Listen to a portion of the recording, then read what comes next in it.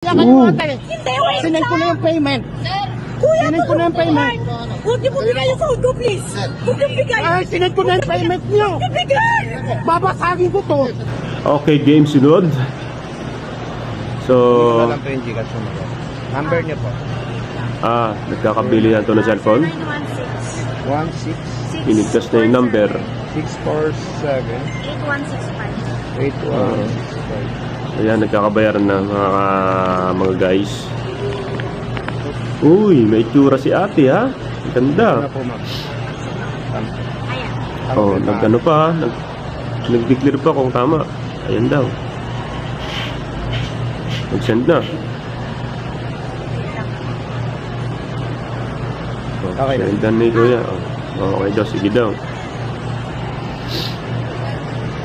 Okay. Anong meron sa video? So, ganito kapag ka nagkakabili ng cellphone, kailangan personal talaga para masuri yung cellphone. iPhone. Ayos oh. Ang ganda. Teka, may ginagawa si ate. Sige lang. Wait lang daw. Sige lang. Sige lang po. Basta kitang-kita naman sa sinend ni ko yun, screenshot niya pa na nakapagsenda siya ng pera.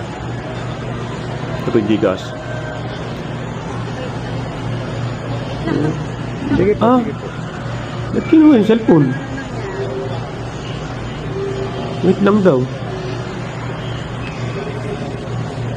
May tinatawagan. Ayun, nakausap mo yun, nakadilaw. Baka yun ang kausap niya. Nabahan ako bigla. Bakit po? Kinabahan daw siya bigla. Bakit? Eh, harap-harapan naman kayo. Insend ng Gcash. Tinanong niya pa kung tama. Ang galing ko lang po yung SIM ko, madam. Tatangalisin ko. Ako na matatanggal ako na. Hala, Bakit po, madam? Wait lang. bakit ate? Ay, ibigay yung cellphone. Bakit po ganun? Wait lang. Kinakabahan ako, wait lang. Kasi yung ano ko, sumakit eh. Anong kausap niyo, madam? Eh! Hindi pwede, Hello? madam. Anong kausap niyo, madam? Ano to? Iba na to eh. Iba na to si Madam, ate. anong kausap ko, eh? Kayo tatakbo. Wait lang, hindi tayo maghiwalay. Hindi, madam. Tinanong kita anong Gcash nyo. Hindi tayo maghiwalay, sir. Hindi, madam. Tinanong kita. Ate, kuya. Sir! Mayos Hello? ako kausap. Naka-video ako. Modus to. Naka-video ako. Ay, wait Yari lang. ka ate, naka-video pa naman. Kuya, tulungan niyo ako.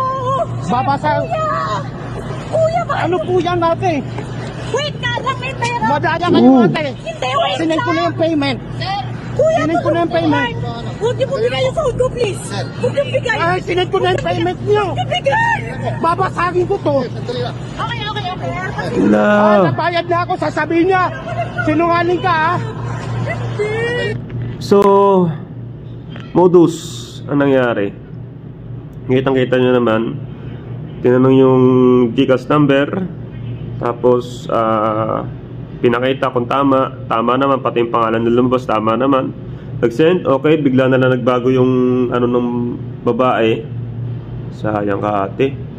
Hindi mo alam, naka-video si kuya. Pasikatin natin to. Ikalat natin to. Para wala namang botos tong babaeng to.